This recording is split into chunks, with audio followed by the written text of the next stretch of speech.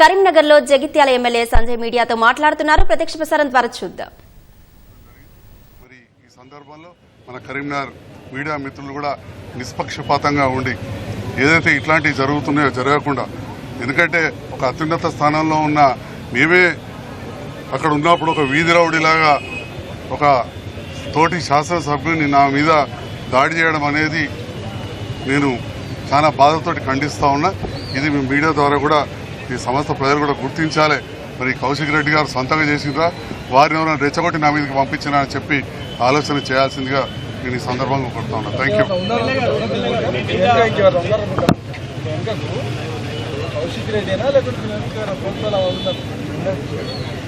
ఉండే అవకాశం ఉండవచ్చు, లేకపోతే ఒక్కడే కూడా చేయొచ్చు. ఎందుకంటే చాలా కేసులు బీఆర్ఎస్ పార్టీలకు రాకముందు ఉండే ఉన్నాయి కదా.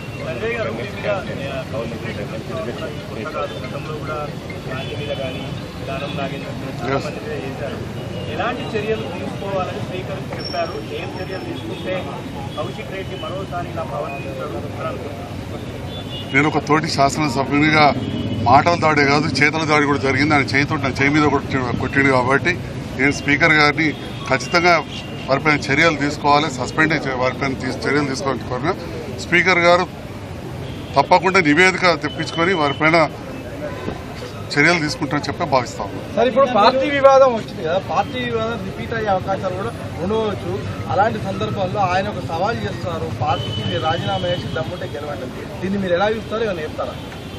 బీఆర్ఎస్ పార్టీతో గతంలో పనిచేసిన వాళ్ళను ఎంతో మంది Congress, BJP, CPM, Bahujan Samaj party, Telugu Desam అన్ని పార్టీల నుంచి, వైఎస్ఆర్సీపీ నుంచి కూడా తీసుకున్న మరి కేసీఆర్ గారు, కేటీఆర్ గారు ప్రజలందరికీ మేము తప్పు చేసినాం అప్పుడని చెప్పి క్షమాపణ చెప్పి వాళ్ళు రాజీనామా చేస్తే ఇక్కడ నేను కూడా రాజీనామా చేస్తాను.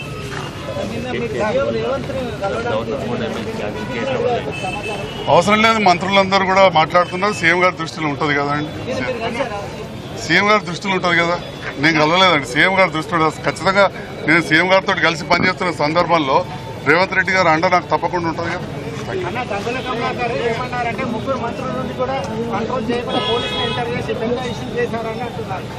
నాకు గంగుల కమలాకర్ గారు మంచి మిత్రుడు.